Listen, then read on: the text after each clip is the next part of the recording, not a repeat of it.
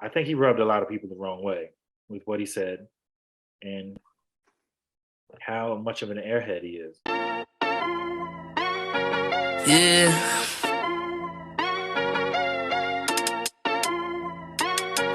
Yeah. Look at me.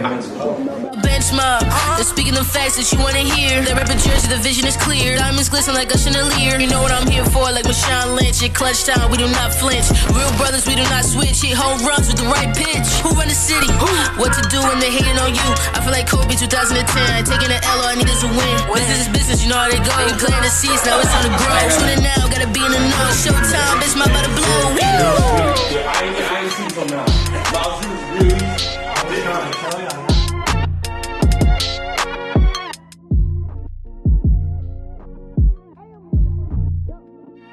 Bench Mob Podcast.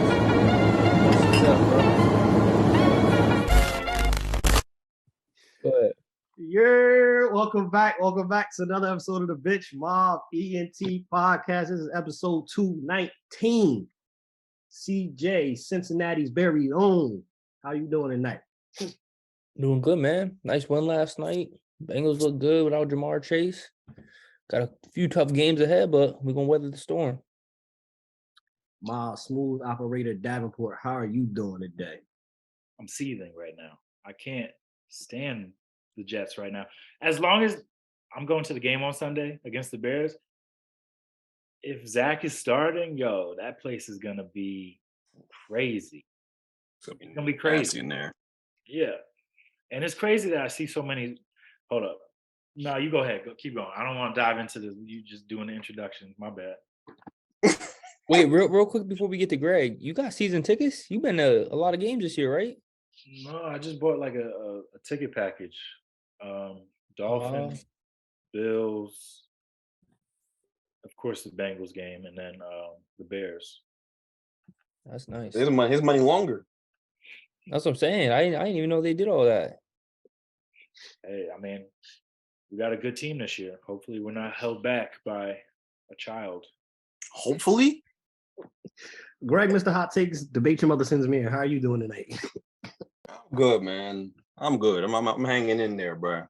Life is good. Leadership. Leaders inspire accountability through their ability to accept responsibility before they place blame, said by Courtney Lynch. Obviously, Zachary is not a leader. After the game, he has not taken responsibility or accountability. When asked, did he feel bad for letting down the defense? He said no. Garrett Wilson, even upset in the locker room, said he feels like there's a lack of accountability going on with this team. Zach Wilson also said this, and then I'll pass the ball to whoever wants to start off. I think you guys got to take into account it's windy as hell out there. He went 9 for 22, 77 yards. But Matt Jones, who also played in the wind, was 23 for 27 for 246. Whoever want to start on this Zachary Wilson situation? Well, Miles' head's about to blow, so let me just say something real quick. The only thing that is, first of all, Zach Wilson has no defense after that performance, and for him to get snippy with the media and quickly say no, like it was a blown out of proportion question that they asked, is crazy. But the one thing that people aren't talking about is Zach Wilson's also a captain on this team. And to be one of the three captains of the New York Jets and to have no accountability whatsoever is crazy. It's crazy. You can't be leading the team, not only playing like that, but then acting like you don't stink, and then come to the media room and acting like, you just played the game of your life, and they're asking crazy questions. But Miles, the floor is yours, because I'd love to hear your thoughts. Well, there's a lot of things from yesterday that I was just perplexed by, because him not thinking that he's the reason we lost. Like, he threw for 77 yards. Like, Mahomes can get that on one drive. So in this day and age where passing is, like, I saw on Twitter, who was it? Connor Hughes was talking about it, and he was saying how this is a passing league. So for someone to get 77 yards for a 4 quarter game is inexcusable. So I mean, I don't at this point I don't care where he was picked. I don't care that he was the number 2 pick last year. Like if you're just gonna set a precedent that, oh, he's our quarterback, we gotta develop him. But this defense is like a top tier defense. Like we held them to 3 points the whole game. And Mac Jones didn't have a bad game, but he was dumping it off a lot. So it's not like he was airing it out. But they still, when they got down in the red zone, they got sacks to move them back so that they couldn't score. So I mean, and then you hear the comments after the game where he's not taking accountability. Like you hear quarterbacks when they have a bad game, they put it on their shoulders all around the league. You don't see them be like, oh, I think I think it was somebody else on this. I think it was the receivers. They could play better, and I think he said that yesterday too. And I'm just like, bro, this is not the first game you've thrown for less than 50% completion percentage, which is a joke at this point. Like, unless he's playing Madden against the Ravens defense with Ray Lewis, like I don't see an excuse for the way you're playing. Like you're a top pick. Like they said a couple weeks ago, you need to grow up. Like we should be 8-2 right now. If we had competent QB play, we'd be 8-2 because we would have beat the Patriots in that first game. In this game, we gave up 3 points. I don't. Yeah, the punt return at the end was a ridiculous play. But like 3 points in 4 quarters, if you tell me that my defense is going to do that, we win the game 10 out of 10 times. Like you should win the game. But there were so many 3-and-outs. It got to the point where I turned on red zone. I was like, I don't feel like turning to this game because like I get there's commercials longer than the drives we had yesterday. So it's kind of crazy that like we're still having this debate. Like I think come Sunday or Thursday, they're gonna announce somebody else is gonna start because I think he rubbed a lot of people the wrong way with what he said and how much of an airhead he is. Before Greg throws his input on there, a stat that I found really crazy. 5 for 16 when not being pressured for Zach Wilson. 31% when not being pressured. No rush. Nobody's in his face. 5 for 16 when not pressured.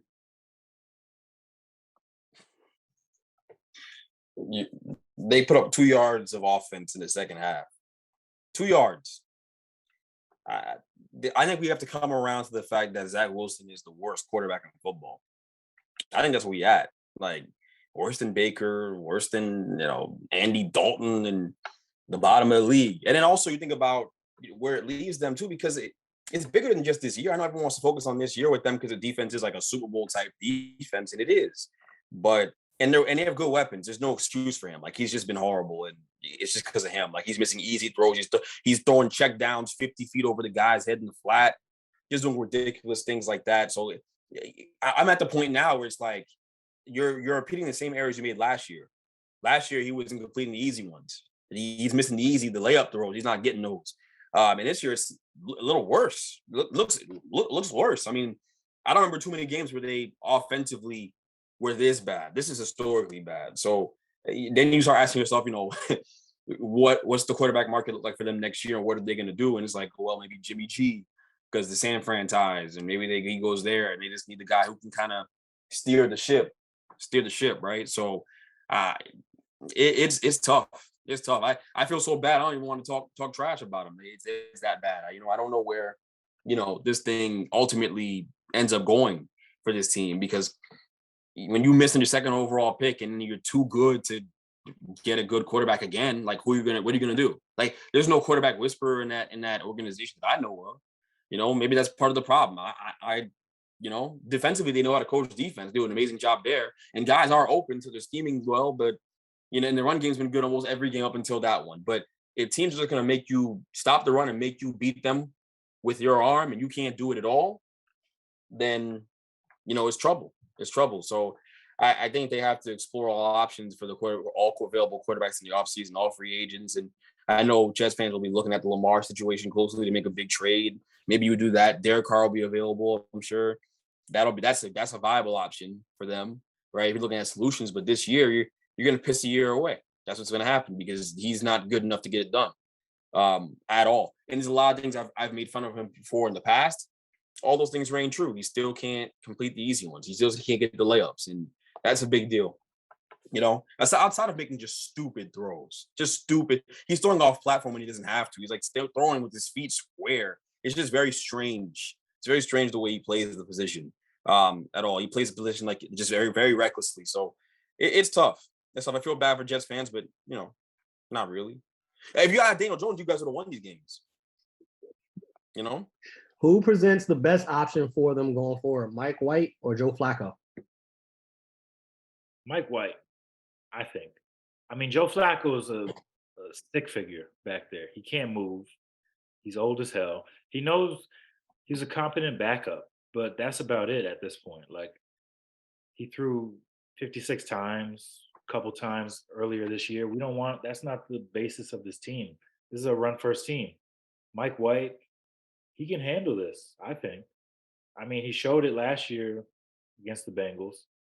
I'm not even talking trash or throwing shade. I'm just saying he looked pretty good against them, and it's not like he was lighting them up with like 60-yard bombs. He's making the easy throws, which that's all it comes down to in the NFL. You got to be able to make those easy throws because, I mean, you're not going to get 20 yards every play. You got to get the 6-yard, the 8-yard plays to get you a nice easy 2nd and 2 or 3rd and 1.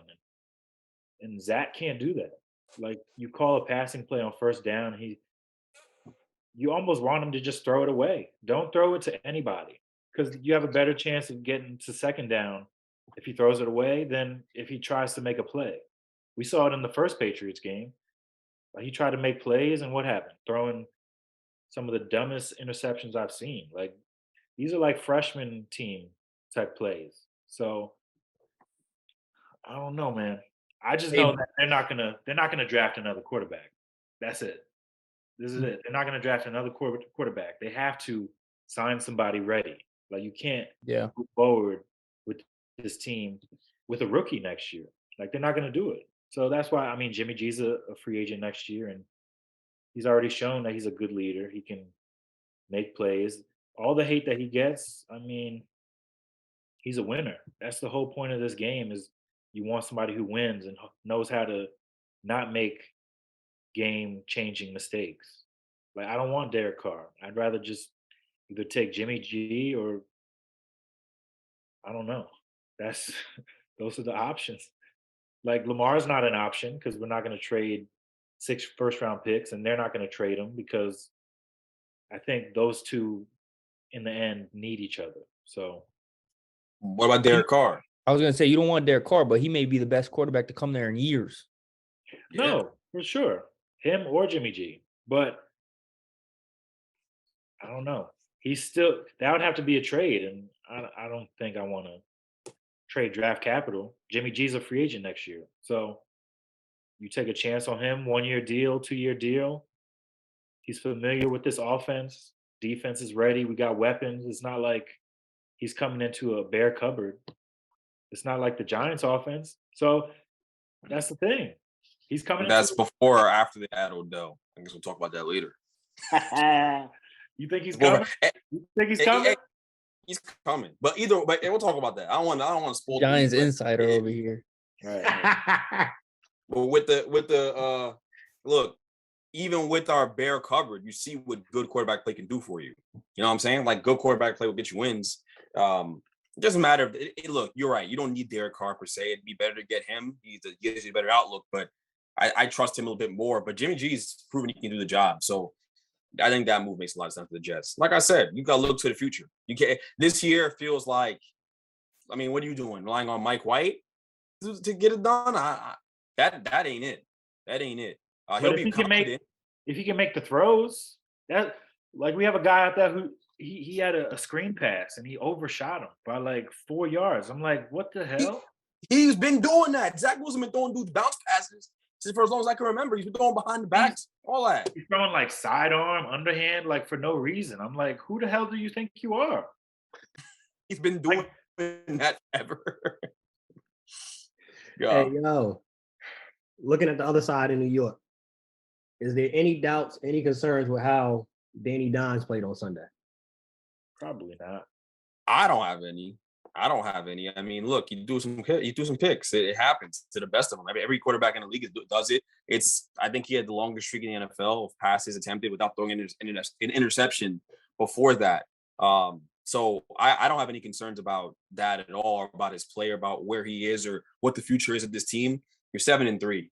You could lose every game from here on out, and you'd be 7-9. You're not high enough to get a great quarterback prospect. And honestly, if I'm looking at, I watched USC play UCLA. That kid, Caleb Williams, is it. And then the kid at UNC, Drake May, he's it. And the kid from Texas, Quinn Ewers, right? He's amazing too. So that's next year's class. So you wait till then if you're going to make a move. But I think Daniel Jones has bought himself at least another year here, no matter what happens with his play. And honestly, I thought, even though he had those picks in that game, he was really impressed with some of those he made down the field. I mean, it was a third and 12 in his own, damn near in his own end zone. And he rips an in route like 20 yards on the field on a line. Like he made some really great throws in that game as well. And with the running ability now, where he's at as a player, he's come a long way. And you can't give up on Daniel Jones when he's playing so well with no one to throw the ball to. You give him an Odell Beckham. Hopefully, you give him guys guys that can come in and help him out here, or a high draft pick as well, to come in and help him out with the receiving game, and you have a chance to see what he's about. I think he could be really special. So I'm not ready to give up on him at all. I don't think anybody should be, and I don't think the Giants are. I think the picks are just, it comes with the territory a bit. They were big mistakes, and you can't overcome them when you have a team that's that devoid of talent. But I have no concerns about Daniel Jones at all. He's still really, really good and made some really good plays. Obviously, I think one of those interceptions too was an anomaly, right? That Aiden Hutchinson pick was like a freakish athletic play. I mean, that shouldn't have been picked off, but it was. Yeah, you just didn't see him drop into the zone too. It was a great play, but I mean, it happens. It's gonna happen. Like even Joe Burrow had a crazy pick in that game where T.J. Watt flipped, he damn near contorts his body. Like those aren't normal. You know what I mean? Those are just freakish athletic plays. They happen. It's those guys get paid too. So it's not the end of the world. I think he played really well for a guy who's dealing with all that wind that Zach was complaining about, and it's 38 degrees, 17-mile-per-hour winds. Daniel Jones was ripping that thing all over the field with no problem getting into his receivers. Wan'Dale Robinson had a real nice connection before he tore his ACL. If anything, I'm more concerned about the injuries the Giants have. I think that's why I left that game feeling upset. It wasn't that they lost or about Daniel Jones' performance. It's about the injuries, because then it's like the outlook of the Thursday game changes and your season changes a bit. But 7 wins for the Giants at this point is nothing I can complain about. And I feel really good about where this team is headed, no matter what happens from here on out. And they'll compete. I think they'll get into the playoffs, and it could be a one and done situation, but I will be through the moon one way or another. The Giants playing competitive football is all I can ask for, with nothing and no one to deal with and throw the ball to. So it's a win. Gauntlet. You guys have a gauntlet coming up, though. For sure. Well, I think Washington is a game. Daniel Jones historically beats up on Washington, plays his best football. He owns them. That defense is good, though, and they're getting Chase Young back. So look, who's lining up over it? Andrew Thomas, the best tackle in football by a mile. Hey man, I ain't worried about no Chase Young. Chase Young won't even be there. Chase Young will be on the ground, pancake the entire game. He doesn't beat Andrew. He hasn't been there all year, so this ain't nothing. It's not nothing new. So, hey man, I'm just saying. Go ahead. I think the Giants will finish the season with, like I said, 9 wins. 9 wins is best case scenario. It's looking like 9 wins is real, but I think 10 wins is best case scenario. 9 wins worse. I think they'll win 2 more games. They'll squeak out 2 more games here, and they'll have to figure it out from there. Losing to Dory Jackson and all those guys, but I feel good. I feel good about it. I think I like where this team is going, and I'm sure we'll get to the Odell conversation, so I won't talk too much about it. But I feel good about Daniel Jones and where we're at. Before we transition to the Week 12 picks and looking at this playoff picture, Ravens get the win, but they're struggling. We already mentioned Lamar don't really have any weapons. Is this the opportunity for the Bengals, who won a pretty tough game, in division game against the Steelers. Is this the Bengals division to win? It has to be. It has to be. I mean, the Bengals. Look, this ain't gonna be no cakewalk for the Bengals either. I mean, we still got the Bills, we got the Chiefs, we got the Titans. We got a tough. We got to play the Browns again. And that's another in division game that can get dicey. We already saw what happened when they played them earlier this year and got blown out. So, but from where I sit, it's gonna be tough. It's gonna be tough. But the Bengals tend to play their best football this time of year, and we're getting Jamar Chase back. We just got DJ Reader back too. So it's time to lock in and play some good football and make a run to these playoffs. Yeah, I think it'll be something similar to last year. They're gonna go on a nice little run. I don't trust Baltimore with all the injuries and Lamar not having hope. I don't trust Baltimore. I'm not saying that the Bengals are gonna win like the next 6-5. I'm not saying that, but I don't believe in Baltimore. I can see Baltimore losing a couple of these games down the stretch. Looking at week 12, Buffalo at Detroit. Detroit hasn't won on Thanksgiving since 2014. The Bills aren't looking that well as of late. They won their most recent game, while the Lions are on a 3-game winning streak. How y'all see this one going out? The Bills. I think it's the Bills. It's not a cakewalk. That Lions team is talented, man.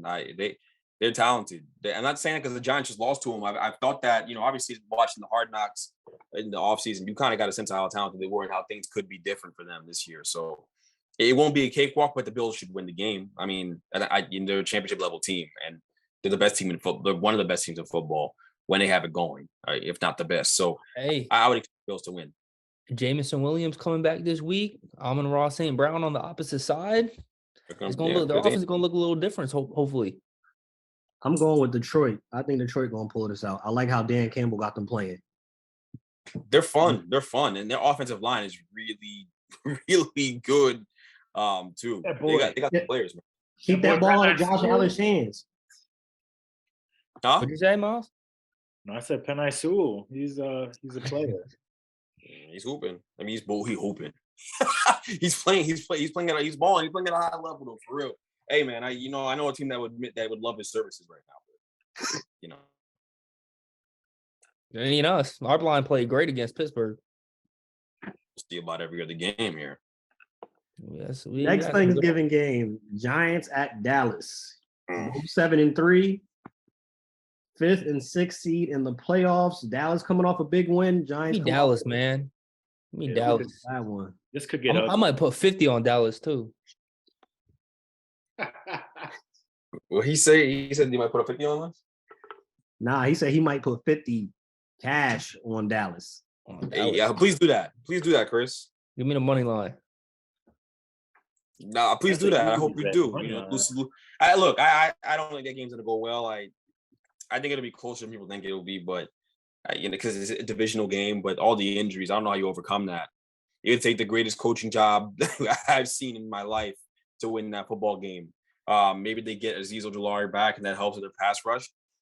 Kayvon Thibodeau's been nowhere to be found lately. I don't get it. His just lack of production is really worries me. But I mean, we'll see if they can generate a pass rush and with the 4 guys and drop as many guys in coverage as possible. They might have a chance in that game. Get Daniel Jones involved with some RPOs with Saquon Barkley, make them have to guard everybody.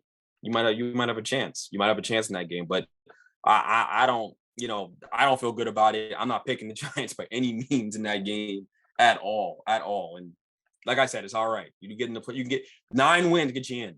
They'll get 9 wins. It just won't be that. It won't be on a short week with 6 injuries, losing your best receiver.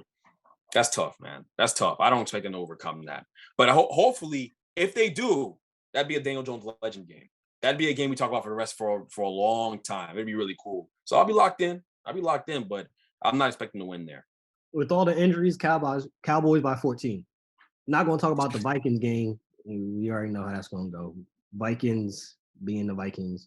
That's the other Thanksgiving game for those that want to know about it. Vikings, Pats is probably going to be, I don't want to talk about that one. Bengals at Titans. The Bengals currently have the last playoff spot They're 6-4. The Titans are 7-3, and it seems like they kind of found their groove. Derrick Henry is looking like King Henry again. How y'all see this one going? Like I'm the gonna say the Bengals. Bengals because we played them the past 3 years and won every single game. The past 3 years, we 3-0 against the Titans. I think every time we play them, we find a way to not shut down Derrick Henry, but contain him enough to where he doesn't go crazy. And even last year, you look back at that game, right?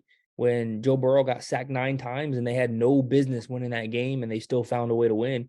And it just speaks to the offensive weapons that we have. So look, especially if we get Jamar Chase back, Tyler Boyd, T. Higgins been balling. Hayden Hurst found his niche within this team. The run game's been looking good. It wasn't even Joe Mixon last night. It was Samaje Perine with 3 touchdowns, or second string running back, right? So, I mean, I'm taking the Bengals just because they have a good foundation when they play this team in the past, and I'm sure they're going to watch plenty of film and get right. Yeah, I got the Bengals in this one. Tanner had a pretty good game, but they still don't have a number 1 wide receiver over there in Tennessee. So, being that that's the case, like Richard Sherman was saying, that shout out to him, shout out to the rookie having a good game, but it's not no AJ Brown. So, Yeah, Treylon Burks is a good receiver too. He'll get his, but I agree with you. Yeah, y'all got too many weapons. So if it comes to a point where y'all putting up points, Tannehill is not keeping up with Joe Burrow and Chase and Hayden Hurst. It's not happening. And Joe Mixon, if he comes back too, good Lord, this could really get ugly. That's how I see it one going. Bengals, I got winning this game. Greg Miles, who you got winning? Bengals, Titans. I like the Bengals. I think that game's that's not that simple, actually. I would take the Bengals should win that game, but the Titans do a lot of things really well. Like they run the ball and stop the run. They do the simple things well, the John Madden special, if you will. So that's tricky. That's a tricky game to pick because if they win the trenches, that can get ugly. Yeah, Derrick Henry's the key to that game. I mean, if I think their D line's the key to that game. If that D line get after him, they can get crazy in the trenches. The interior of that D line is nasty. That D line is nasty. So I'll take the Bengals because conventional wisdom tells me to take the better quarterback and take the better offensive team. But that by no means make it pick. Huh? Yeah, I said you over here beating around the bush. Make it pick and stop babbling. I got the Titans. Yeah, people come here for analysis. They don't come here for me to say, "Oh yeah, I got the Titans," and just walk off. Like ain't nobody gonna listen. Ain't nobody listening for that. They can do it. They can go online, look that up. They came here for analysis. I'm giving you real analysis right now. That D line is nasty. You looking for ways to go against the Bengals, but carry on. Looking for ways. You guys are giving me ways. You guys took. Is Jamar Chase gonna? Is Jamar Chase gonna block? Is he gonna turn to Penny Sewell? You said is Jamar Chase gonna block? Huh? Jamar Chase might not even play, bro. Keep it a buck. I think he's coming back. He might. He shouldn't play. That don't make or break it for you guys in terms of how this game goes. But you guys got to keep your quarterback clean. That's the biggest thing. You do that, you win the game. You don't. Good luck. We didn't keep him clean last year, and we still won that game. I'm telling you, we find ways to win the game, bro. Defense came up huge last year with I think 3 interceptions too. Hey man, I do not put trust in Tannehill. Do not, in my opinion, Tannehill's a little bit better than Kirk because Tannehill gonna get to the playoffs and he gonna choke too. Titans have yet to really do what they need to do, even with having the great Derrick Henry. Derrick Henry gonna retire like, bro, I ain't never got to smell a championship game because of Tannehill as his quarterback. So I don't trust Tannehill. Bears at Jets.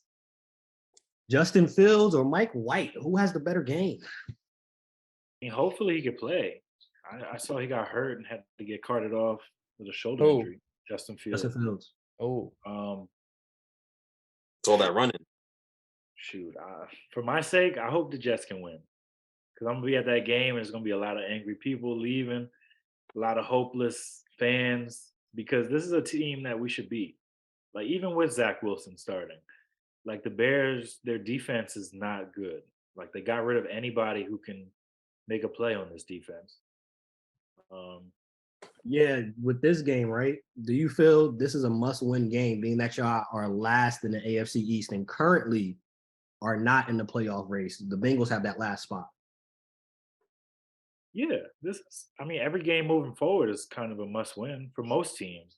Like you can't really afford to lose too many games coming down the stretch. So, and especially against a Bears team that this is not a team competing for anything right now. They're trying to figure out who's going to be here for the long haul, who can we get rid of. Like Justin Fields is a piece that you can keep, but you got to see what else you have there. But they shouldn't win this game. That's it. Like they're coming here. They're playing against a top-notch defense. I don't think they played a defense this good yet. So, I mean, if we can get after the passer, that's how you eliminate a run game. You just shut off all angles. And he's not going to really have too many places to pass.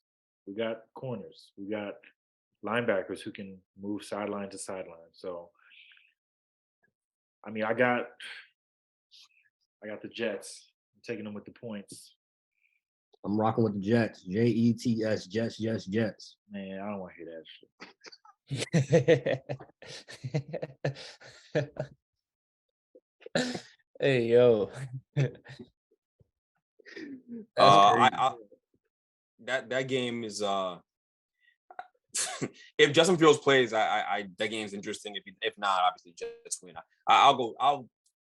I'll take the Jets. I think they'll rally around Mike White when he starts, because I think it's guaranteed that Zach isn't starting. So I'll take the Jets, but that game is another one I don't like the look of. Like these are games I want to stay away from. You guys come for expert opinion. These are games I want to stay the heck away from. I was betting money. If I was a betting man, I wouldn't put no money down on none of these games. None of them. Yeah. Besides that Giants game, that's the only game I put, and that's going Dallas's way. But y'all suckers should all lose it. So I don't know. No, I don't know. I'll go Jets here in this game. I think, again, if you have a competent quarterback play with that defense, you should win. And if Justin Fields isn't playing because he's a running back, if he's not going to play and he will get himself hurt, and that's where we're at with this thing, I don't see any way that, that the Jets would lose this game to who's their backup. I mean, Nick Foles, who even backs Nick Foles? Like, Nick Foles is a little tricky, but I still, I'm going Jets. Come on, it's the Jets defense. I'm trusting the Jets defense and competent quarterback play to win the game for them. Now we're banking on Mike White. Like we're making this analysis with the impression that Mike White's going to start. What if Zach Wilson's still the starter? Is the picks the same? I'm inclined to go Bears if Justin Fields is playing, just because Justin Fields has been putting up points the past few weeks. Their offense has had no trouble putting up points on the board, and regardless if their defense is a little shaky, I trust Justin Fields to continue to drive down that field and put up points. Corey Kmet, Darnell Mooney. Now they got Chase Claypool, who they're trying to get more involved. Give me Justin Fields. That's fair. Yeah, I can't argue with that one. They've been putting up points. It's just that obviously the Bears have no desire to actually win the games. Defense. Yeah, they have no desire to win games. So Justin Fields, he's looking good as a running back QB. So think that's good. First ever. I think we're going, depending on how this go, if y'all rocking with it, the people that listen, the people that watch, we're on YouTube, we're on everywhere for all streaming platforms. We're going to do a first time a draft on Bench Mob Ent podcast. We're going to be drafting our all-pro offensive team. So it's a quarterback, running back, 2 wide receivers, tight end, and our O-line. The draft order is going to be Miles, Chris, Greg, me, and then it switches. Next round after that is Tone, Greg, Chris, Miles, and so on until we get to O-line. So with the first overall pick of the first inaugural draft on the show for your quarterback, Miles, who do you take? Oh, you muted, boy. Mahomes. Pat Mahomes. You knew. Chris, who's your QB? He took Pat Mahomes. Pat Mahomes. Just take Joe Taking Burrow. Josh Allen. Oh, he said Josh Allen. Greg, are you drafting Daniel Jones, 3rd overall pick? Maybe one day we'll have that conversation, but for now, if I can't take the 2 guys on the board, obviously the way this draft thing works, Justin Herbert, you my 3rd pick. Justin Herbert. Oh. I knew he was going to Jay Herbo. You a big fan of his. He's amazing. He's amazing. My 4th for my pick, I'm going Jalen Hurts at QB for me. Going now to running back. No I Lamar. started off. Yeah, no Lamar. I started off for running back. Give me Saquon. Damn, we're running back. I like it. Greg got the next pick. Running back. Oh, damn. It gets tricky. It gets tricky to say Nick Chubb. Nick Chubb. Please Nick Chubb. let me get the next pick. Chris with the next pick. Hey, this may shock some people. Give me Tony Pollard. Give me Tony Pollard. Tony Pollard's elusive out of that backfield. He's got soft hands. He could do a whole lot, especially if he gets Zeke's touches and he's the main featured back. Give me Tony Pollard. Ooh, I like that. I like that pick right there. Miles.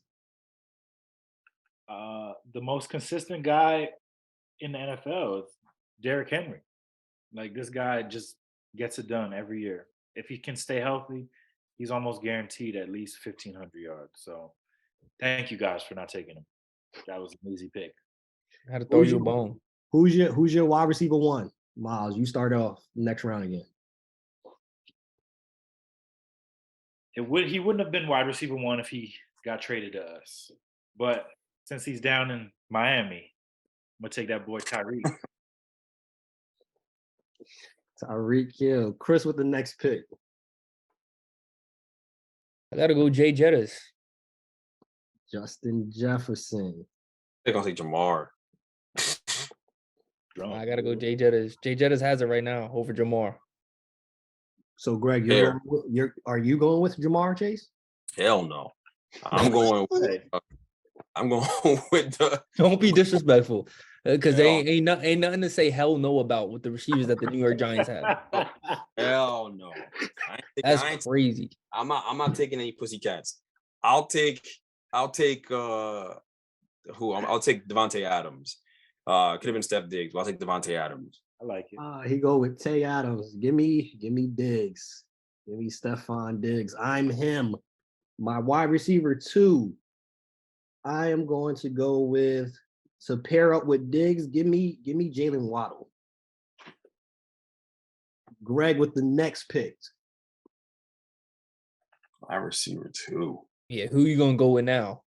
You better rethink. I mean, Darius Slayton.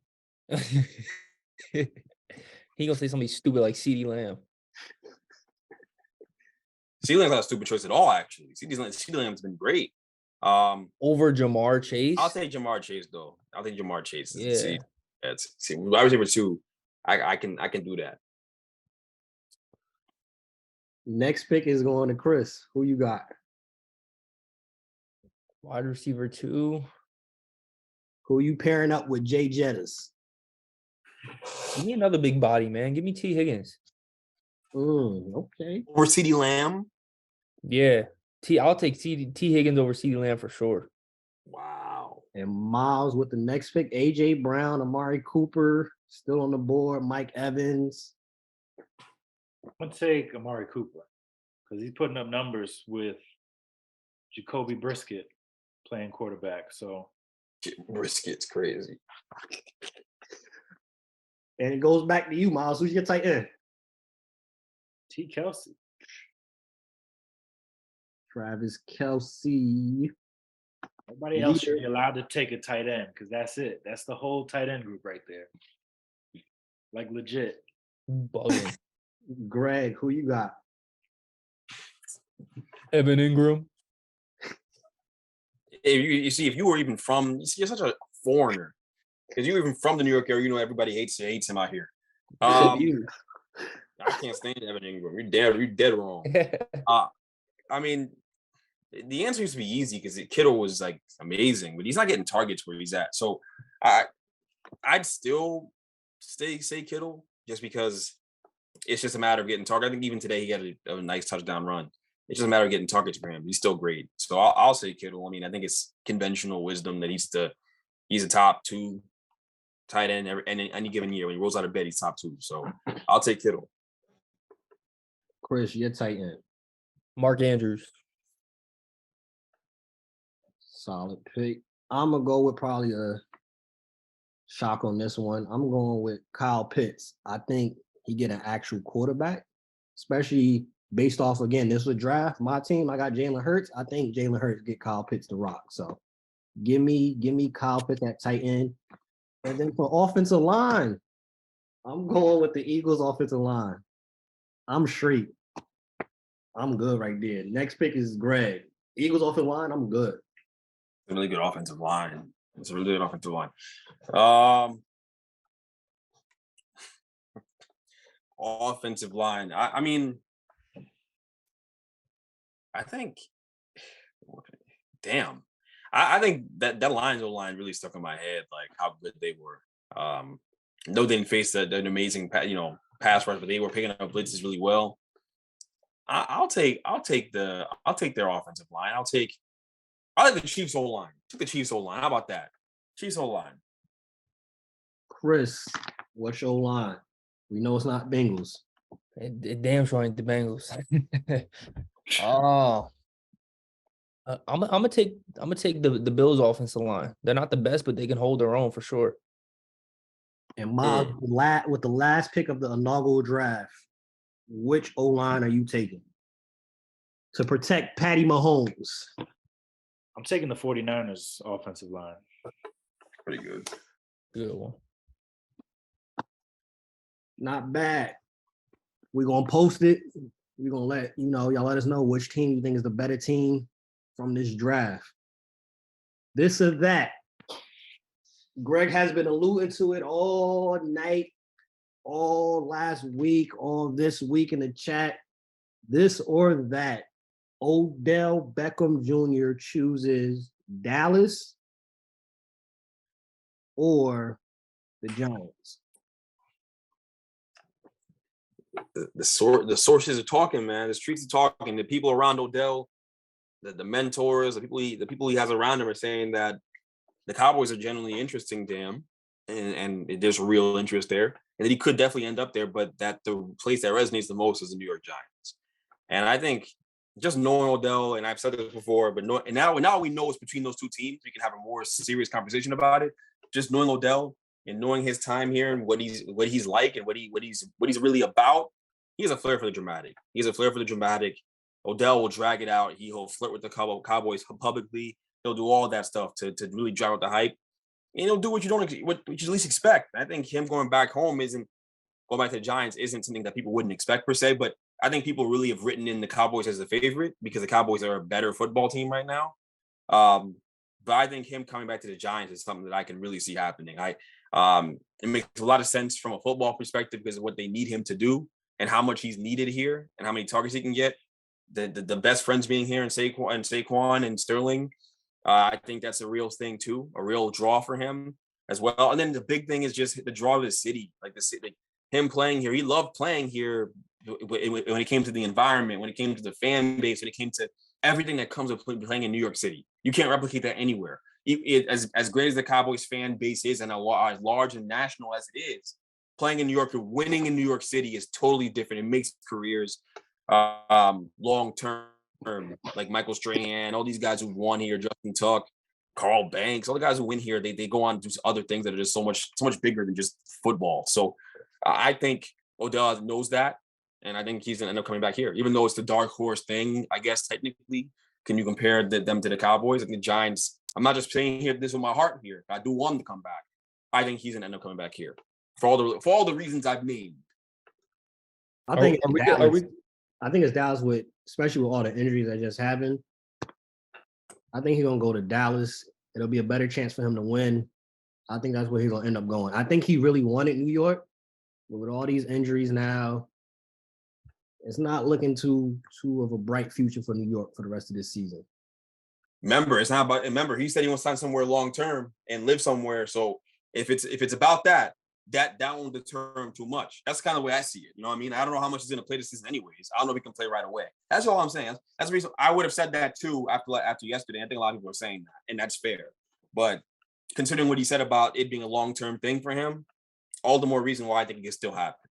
But who knows? You might be right. There's a good chance you are. I hope you're wrong though. What's the chance we need to do a wellness check on you if you don't go to the Giants? You don't go to the Giants. You don't go to the Giants. It is what it is. I won't be as upset as you think I will be. Actually, believe it. Like, look, the Giants are fine. They're going to be in a good situation regardless of whether he comes or not. I don't know where he is physically. I don't know what Odell you're getting. He's had 3 ACL injuries and he's 30 years old. Make no mistake about it. Odell coming back to the Giants is a feel-good story from an emotional standpoint. He was never supposed to leave here in the first place. He got ran out of town by a stupid GM. That's what happened. He was supposed to be a Giant for the rest of his life. That was how it was supposed to work out. He told us Gettleman told us he would never trade him and traded him anyways. So he has unfinished business here. And playing with, the city loved this guy. I mean, he was, you living here in this area and knowing about what it was like having Odell here in the city and what it was like when he made these explosive plays every weekend, how much the fan base gravitated to him, the young fans, the ownership loved him. It was amazing having him here. So it's more emotional than anything else. I don't know how this works football wise. Not just this year doesn't worry me. I think he'll be healthy this year. What about the year after that? And the year after that, he wants to be somewhere long term.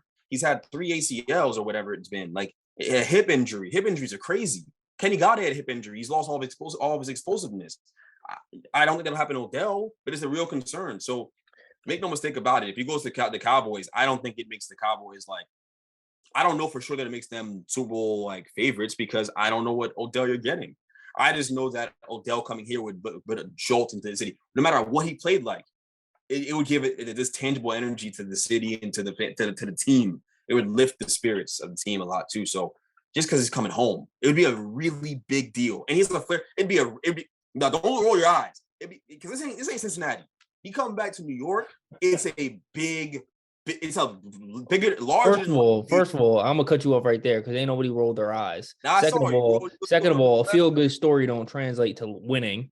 And, it does. No, it doesn't. No, it doesn't. Dan Campbell's winning. Dan Campbell's winning off of those motivational speeches every weekend. That's all he does. That motivational type of energy he brings. That alone to the locker room, it changes everything. It does.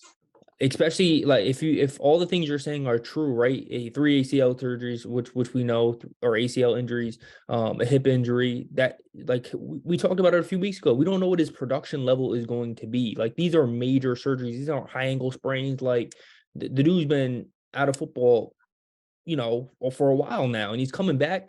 He may not. Look, any wide receiver wants the targets. You're making good points about, he's going to get a ton of targets in New York. That's true. He's going to be the number one guy. But he may also be thinking in the back of his head, if he's not producing, the city going to come at him. It's going to be his fault. He can go to Dallas and have help on the opposite side with CeeDee Lamb, Michael Gallup, and all them other guys and still produce and still contribute and still be, a fan favorite and rack up all these statistics and whatnot while still not being that number one guy and still have wins next to his name. So, look, I hope it does happen for you. But at the end of the day, if we talking about Miles is stupid. If we talk about if he wants to go somewhere where he can win, where the pressure is not all on him, is Dallas. Look, I'm just saying, just the guy I know, the guy that was here, the guy he still is. I didn't know you was personal friends with him. My fault. The guy, he probably texts Odell. Right. I know no differently than every other fan base. I'm telling you, that guy's a flair for the dramatic. He really will come back here, and it would not be a surprise at all. It shouldn't be a surprise to anybody. That Dallas is conventional wisdom, and sure, it could happen. But listen, man, I'm telling you, there's unfinished business here. I really could see it going that way. And Giants, you notice they're being hush about it. They ain't making all these tweets about him and doing all this public campaigning for him to come to the team because they already know what it is. It's very different. They know he knows where home is. He knows he wants to be able to go down as a Giant great. He knows. You rolling your eyes. Say that. It's okay. I don't expect because this is the fan talking. This is the fan clouding your judgment, talking about know where home is. It's very real. First of all, all right. They don't need to tweet at him. He was their teammate. They don't need it. He's like you said. He's best friends with Sterling and Saquon. What they need to tweet at him for? Chris, let's keep it a stack. That's my point. Chris, you're making my point for me. The Giants shouldn't even be a contender in this. The Giants shouldn't be a contender in this. If that wasn't real, if this whole coming home thing wasn't real pull for Odell, he'd be looking at the Chiefs, looking at the Bills, looking at the Chargers, looking at places with amazing quarterback play where he knows he's gonna play in a warm weather city. Why not? Miami, he'd be looking at Miami. He could go anywhere. He narrowed it down to the Giants and the Cowboys. So clearly, what I'm talking about, this emotional pull to New York, the emotional groundhog is happening. It's very real. Odell feels it too. It's a real thing, bro. He can end up here. He can easily end up on the Giants. Easily. Why shouldn't the Giants be a contender? Because the outlook of this team was not for them to be good long term. It's not, and he's not just looking here because they're good. I'm telling you right now. Him coming home was always in the cards. He said as much. He said he wanted to win here. It mattered more to him to win here than anywhere else. He wants it more from New York City than anywhere else. He understands exactly what it means from a marketing perspective to win in New York. I don't expect you to understand. You win in Cincinnati, it don't matter. Tomorrow morning, we ain't talking about it. We talking about the world's largest rubber band ball as opposed to the Cincinnati Bengals winning a championship. I get that. But I'm telling you, you win a championship in New York City.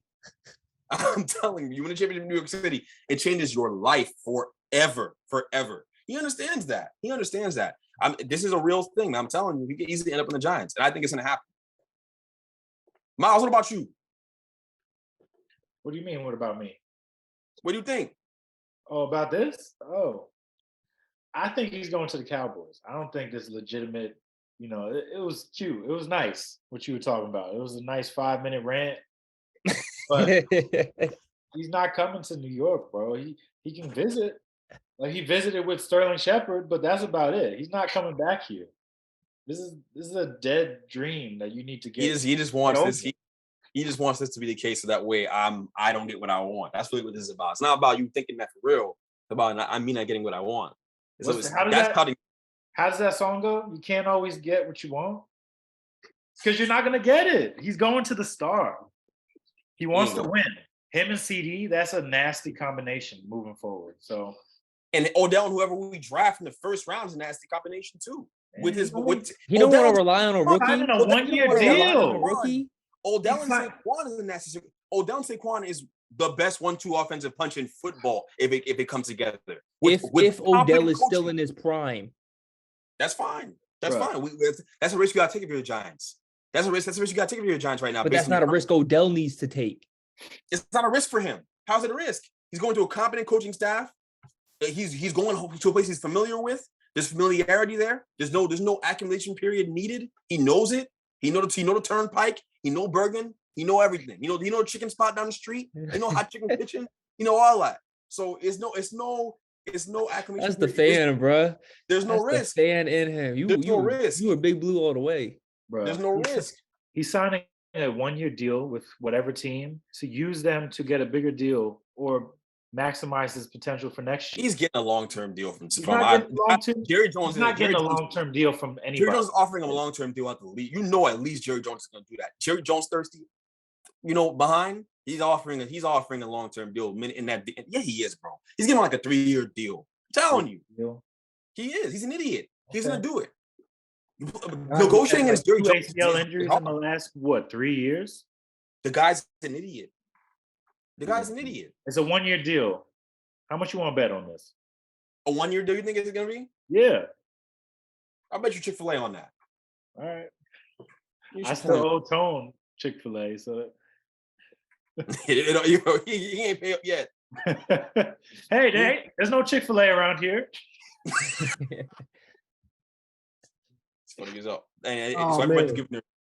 So Knicks just won. They gotta win on the schedule right here. They beat the Thunder. They got their little revenge. RJ Barrett, trade RJ or trade Julius Randle? Randle. Because Randle's blocking Obi. Like, I want to maximize what Obi can do on the court and see what this team can do with someone who doesn't need the ball in his hands 90% of the time. Do you feel Julius Randle's – I'm not Julius. Do you feel RJ Barrett's going to eventually get out of this shooting slump? Yeah, I mean, he had a good game tonight. He sort of broke out of it in this game, which I think that was a good game. He started off going to the cup, trying to get back to what works for him and then work his way out. And it worked. So I believe in the kid. I don't think that he's as bad as what he's been these last 5 games. And I've been seeing that Randle's, his trade value has been going up in the last few weeks. So hopefully we take advantage of that, get off this contract, because he's not a part of his future. He's not a number one. He shouldn't be paid like that. And develop these young guys, because he's kind of blocking what Grimes can do. He's blocking what Cam can do. He's blocking what Obi can do. So, what's the point of drafting these guys if you're not going to use them? Ben Simmons, this or that. Ben Simmons continues improved play, or all of this goes downhill Tuesday in Philly. Considering they're not playing anybody, considering they're literally playing their G League affiliate tomorrow night, which I'll be locked in for. I want to see how he adjusted to the crowd. I think he's going to play well. What he's doing now, I think this is the big hurdle for him. If he can play well in Philly, he's going to launch off. He's going to take off. He's already on a great path already in terms of where he's at, where he is physically. His athleticism is coming back. His confidence is coming back day by day. I feel good about it. It's not the Nets fan talking to me. I really feel like he's coming along nicely. I got no doubt he'll play well tomorrow night. Honestly, I think it'll affect him early. There'll be some jitters, but I think he'll play well because KD and Kyrie's gonna come out and set a tone early. They're big game guys. They like to rise to that, and I think Ben will fall suit. Ben will eat. I don't have much of a concern about it, honestly. Again, look who he's playing. Yeah, that's my thing. You're not playing anybody tomorrow night. That's my biggest thing. One thing we know too is them Philly fans gonna talk crazy to him. Well, they will. So yeah, like you said, he's got to get over that mental hurdle that he's definitely gonna have to face. But if you saw the press conference he did the other night, it looks like he's excited for it. It looks like he's ready for it. He's not nervous about it too. But when you look at his numbers too from the past 3 games, right? 11 for 13, 6 for 6 field goal percentage, and then what was it, 5 for 7 the game before? Like it seems like he's found his shot selection. So he's taking good shots that he feels good about, and it's played well for him. So I think Ben's about to go crazy in Philly. And that's what's needed for the mental aspect. It's pretty much been mental with Ben. That's the whole thing. So I think, like Greg said, this will be kind of like that. If you in therapy, it's like, all right, let's get over this hurdle. You get over that hurdle, I think we'll see that Nets team that everybody was predicting, like Ben, Kyrie, he's back after his 17 apologies. KD, I think it's going to be good. Talking about the Kyrie aspect of it is still interesting. It's something tells me this whole thing isn't over. I don't know why, man. You got Jaylen Brown out here, co-signing him. Hey, Jaylen Brown thought that was Omega Sci-Fi. Yeah, right. The Q Dogs or whatever. And now those are them black Israelites. I ain't see these guys jumping around like monkeys out there. So I don't know what he's talking about. Uh-oh. Watch it, Greg. Chris had to hop off, but this or that Thanksgiving edition, a couple questions, right? For this or that for Thanksgiving. Sweet potato or pumpkin pie?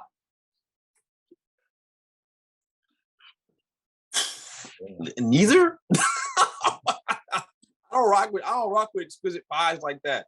I don't think, apple pie. How about that? You sound like Chris right now. Huh? You sound like Chris right now. You don't like seasoning? That's the one thing you can knock me on. In terms of Mom said you don't like seasoning. The seasoning, apple pie is good, man. I don't know about no sweet potato. To be honest, I haven't had sweet potato pie, though. I haven't even had that. It's not really a delicacy of my people, so not really a thing. I'm going sweet potato every day. What about you, Greg, blink twice if you're being held against your will right now. Yo, Miles doing a bean casserole. Bean casserole. I don't even know what that is. Regular turkey or deep fried turkey? I mean, everything's better fried. So deep fried, I hope. Yeah, fry that. Black Friday or Cyber Monday? Damn. Cyber Monday. I'd rather stay out of the stores. I ain't really rocking with being in the stores, having people trample me and all that. Especially when Chris needs to go get his breast pump. Knocking the over the place and all that stuff is crazy. Yo, who would you rather, De'Aaron Fox? He's been balling as of late. The Kings are actually on a 6-game winning streak in the playoffs. Mike Brown got them playing well. Mike Brown looks really good in that role. He's not being talked about when you talk about coach of the year, but he should be in that conversation with how the Kings have been playing lately. Who would you rather, De'Aaron Fox edition? Trae Young. De'Aaron Fox. Oh man, that's hard. I'm gonna take De'Aaron Fox right now, though. Right now, you doing current? I'll take De'Aaron Fox. He's playing great. He's playing great. I had a feeling he'd be great this year, so I picked him up all the fantasy leagues. He plays Dame defense. Lillard. Dame or I'm taking Dame. the injuries are catching up with Dame. I'm concerned. All these knick-knack injuries. He's aging. It feels like he's aging so right in front of us. Very weird. It just feels like we're headed towards him being out of Portland really soon. Like they're gonna trade him. That's why I think we're headed inevitably with him. But that wasn't the question. I mean, right now, current. If it's current, De'Aaron Fox. If it's current, I'm taking De'Aaron Fox over Damian Lillard. If it's current, De'Aaron Fox. De'Aaron Fox easy over Kyrie. I'm taking a lot of point guards over Kyrie Irving right now. I'm gonna give it a buck. That guy don't even come to work. There's always some reason he's not showing up. I don't know. I like Kyrie. I like what he stands for. Look, you like. Please say it louder. Say it louder, Miles. Miles about to get called. No, I'm kidding. I'm taking De'Aaron Fox. Oh my gosh, John Morant. John Morant. Darius Garland. I'm taking DG. It's so crazy he's taking DG now because if he took DG in that draft instead of RJ Barrett, he'd be in a much better position, wouldn't he? No, forget it. I'm taking my boy from Kentucky, De'Aaron Fox. Forget that. That Vanderbilt boy. You see how bitter he is? Forget that sucker. That's hard. That's really hard, though. I mean, DG's been on a tear. I'll take DG. I think he's just been that good. I can't willingly pick against that guy. All right, we've come to the conclusion of this show.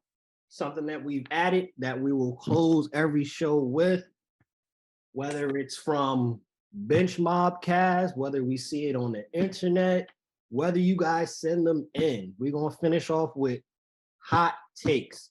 Whatever hot takes we see, I'm going to read them off, and we can go from there based off the hot take if we agree, disagree, etc. Chris Paul is no longer a top 5 point guard in the league. I agree. Yeah, I agree. I agree. Just where the young guys are at now, and his injury, it's really him declining. It's just the injuries. It's happening to him. It's happening to him. It's just like it's happening to Bron in a lesser sense. Because when Bron's on the court, he's still productive. Like he's still highly productive, and Chris Paul is too. But you're gonna have a hard time justifying an All-Star berth for Chris Paul at this point. That's where we're at. It's the end. It's the twilight.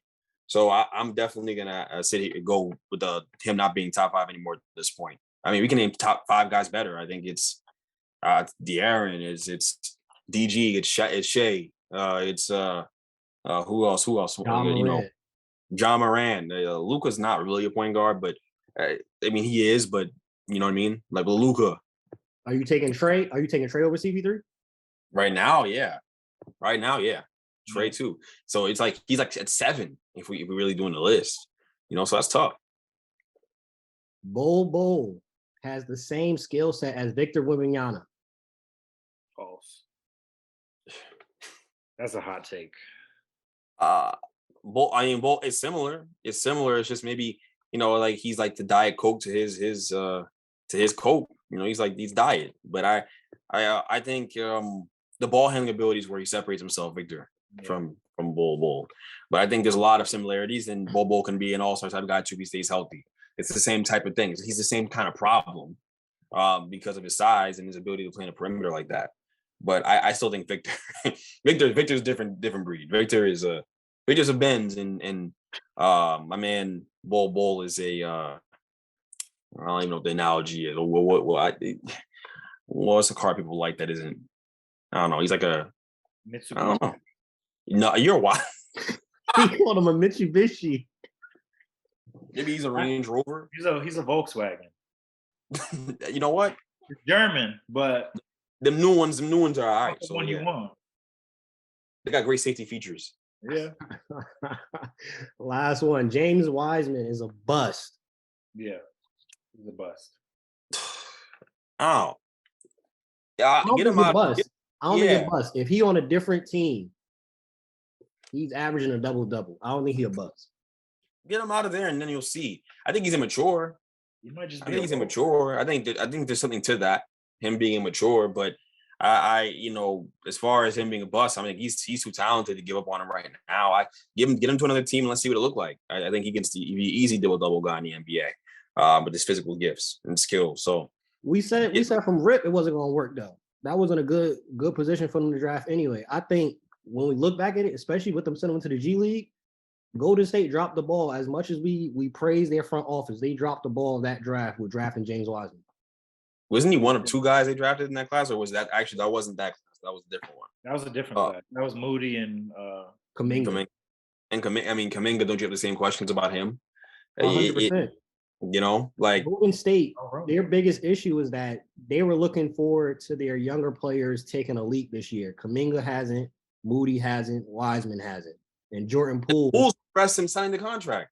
Poole hasn't played well. Poole hasn't played well, but that's because it seems like he no longer wants to be off the bench.